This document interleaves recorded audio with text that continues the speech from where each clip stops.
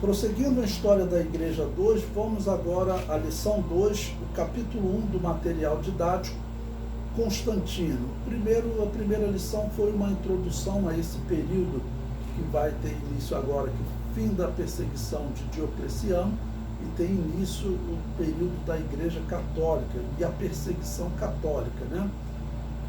Então, primeiramente, vamos falar sobre Constantino e a sua importância nesse período. Ele será importante como imperador, será importante em dar fim à perseguição ao cristianismo, porém ele será péssimo porque ele vai pegar os bispos, os pastores que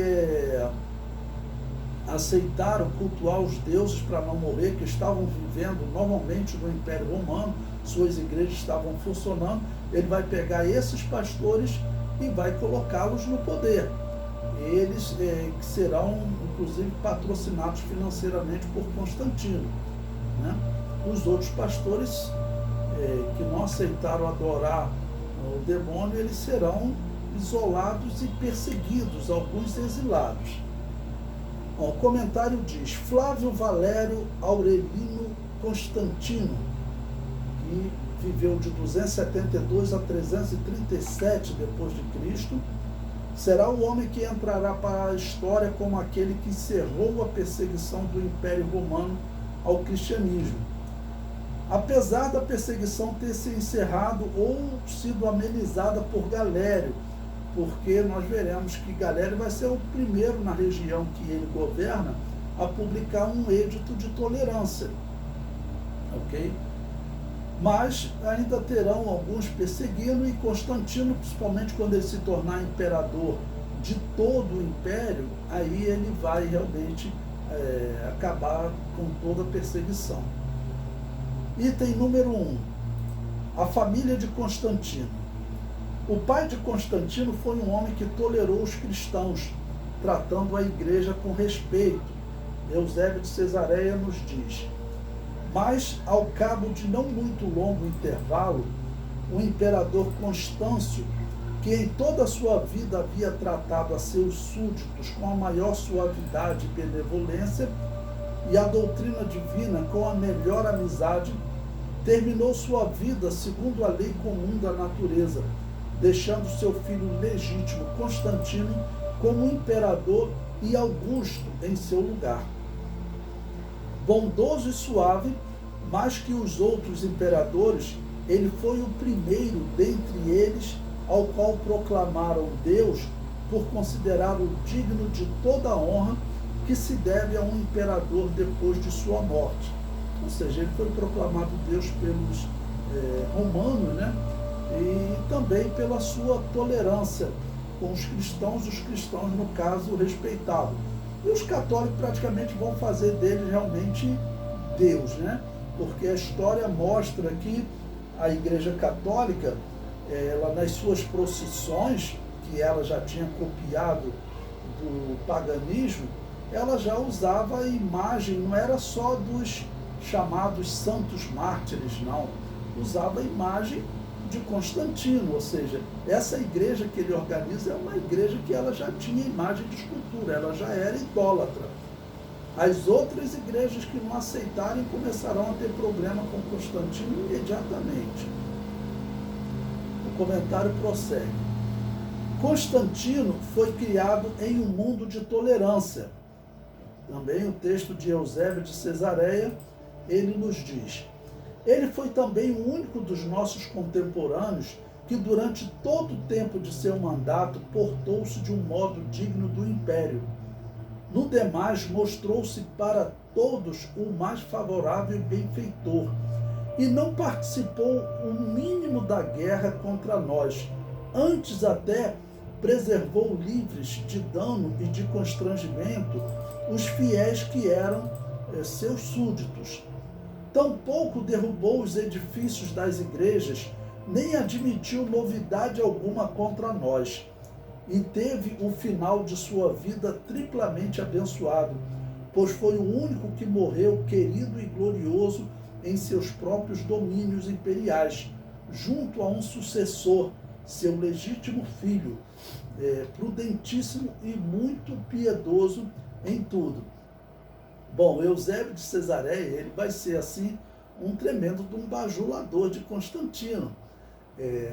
Depois eu vou colocar lá no grupo para vocês também. Existe um sermão histórico feito por Eusébio de Cesareia, dizendo: com este imperador vencerás. Um sermão que ele fez para exaltar a figura de Constantino, né?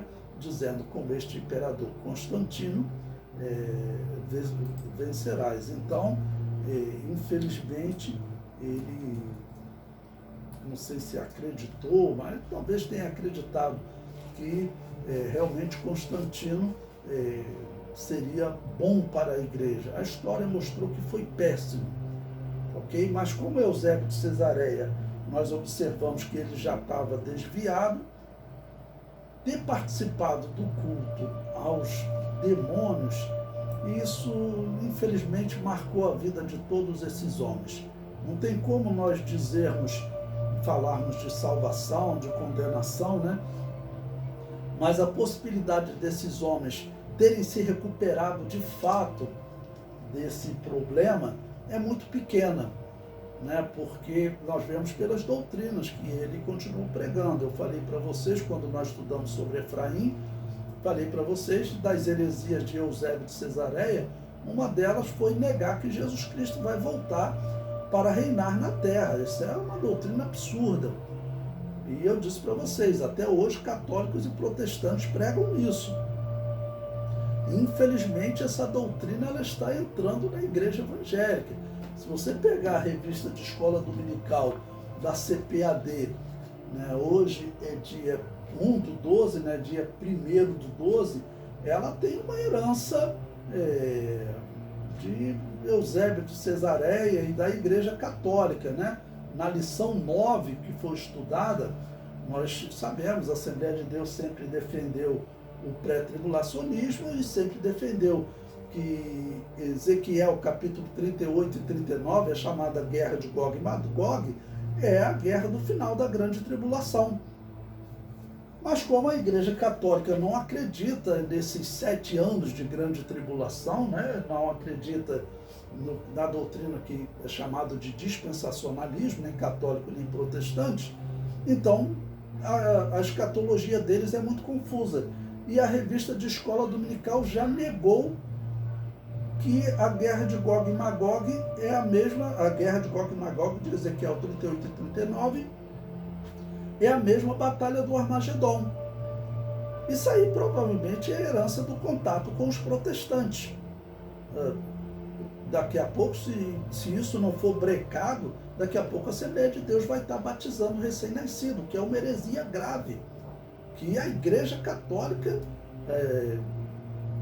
que foi a originadora disso, né? E as igrejas protestantes seguem. E o batismo de recém-nascido, ele é um erro grave, porque ele rouba de Deus o momento que a Bíblia diz que Deus se alegra, a alegria diante dos anjos por um pecador que se arrepende.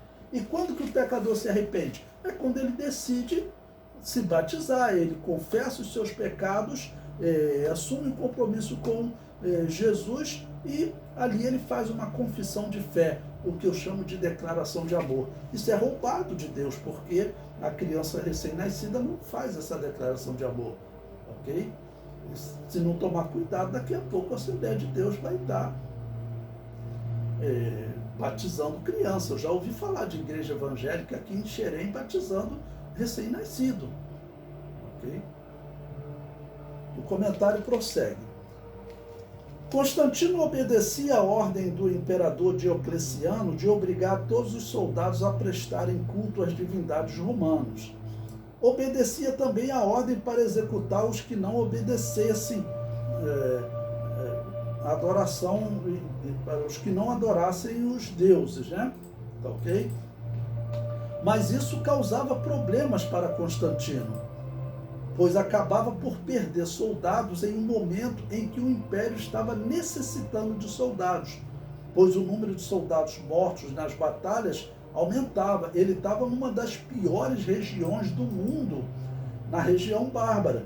Vocês sabem que os bárbaros, eles depois receberam o título de vikings.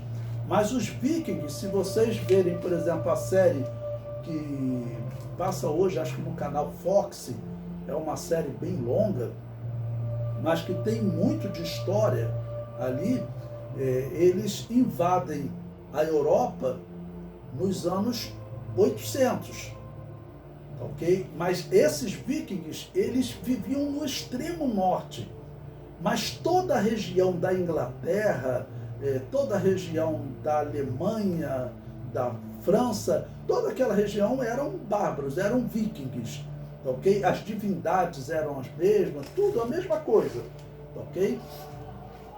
E esses povos que viviam na Inglaterra nesse período, eles eram esses vikings. Tanto que nós sabemos que a ilha da Britânia, o Império Romano nunca conseguiu conquistar ela totalmente. Nós estudamos o Imperador Adriano, você pode pesquisar na história, ele fez um muro separando, dividindo a ilha da Inglaterra, as ilhas britânicas, porque teve uma parte norte que ele realmente não conseguiu conquistar e ele desistiu de conquistar aquela região, ok? Então, essa região que Constantino estava era uma das piores. E perder soldado que não aceitava adorar os deuses, diz a história que isso causava um constrangimento. Constantino não gostava, independente dele ser simpático ou não aos cristãos, né? Número 2, Constantino. A Igreja de Jesus sonhava com a liberdade para a pregação do Evangelho, e o pai de Constantino era um homem tolerante. Sendo assim, a parte do império que ele governava, os cristãos sofriam uma perseguição mais leve. Em 306 da era cristã, o pai de Constantino morre e as tropas declaram Constantino como imperador da região da Britânia, atual Inglaterra. O império era governado por uma tetrarquia formada então por Maximino, Maxêncio, Licínio e Constâncio, que agora será substituído pelo seu filho. Eu coloquei aí a citação de Eusébio de Cesareia, que ele diz: seu filho Constantino, imediatamente proclamado, desde o início imperador absoluto e augusto pelas legiões, e muito antes dessas, pelo próprio Deus, Eusébio de Cesareia, católico, como eu disse, ele vai exaltar Constantino. Ele diz que foi o próprio Deus que colocou Constantino como imperador. Imperador universal, mostrou-se cópia de seu pai na piedade para com nossa doutrina. Assim era este homem, mas, além deles, proclamou-se a Licínio como imperador e Augusto por voto comum dos imperadores. Isto irritou terrivelmente a Maximino, que até este momento ainda seguia com o único título de César.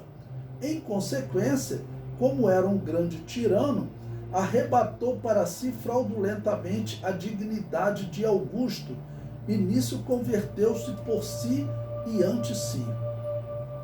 E neste tempo, surpreendeu-se tramando um atentado contra a vida de Constantino, aquele que, como foi demonstrado, depois de sua abdicação, voltou ao cargo e morreu com a mais vergonhosa morte. Foi o primeiro de que destruíram as inscrições honoríficas, as estátuas e tudo o que se costumava oferecer como de um homem por demais sacrílego e ímpio. Ou seja, os imperadores morriam, então eles eram adorados, mas esse Maximino diz que ele não foi um bom imperador também.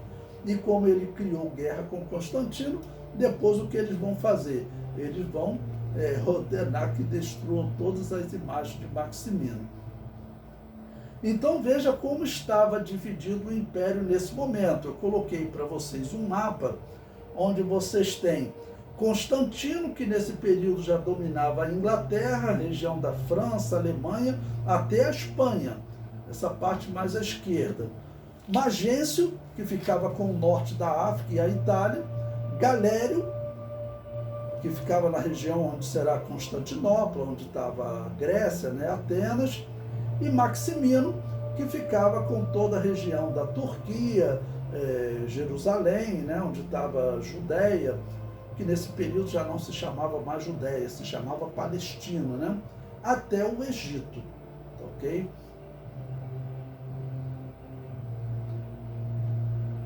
Bom, o número 3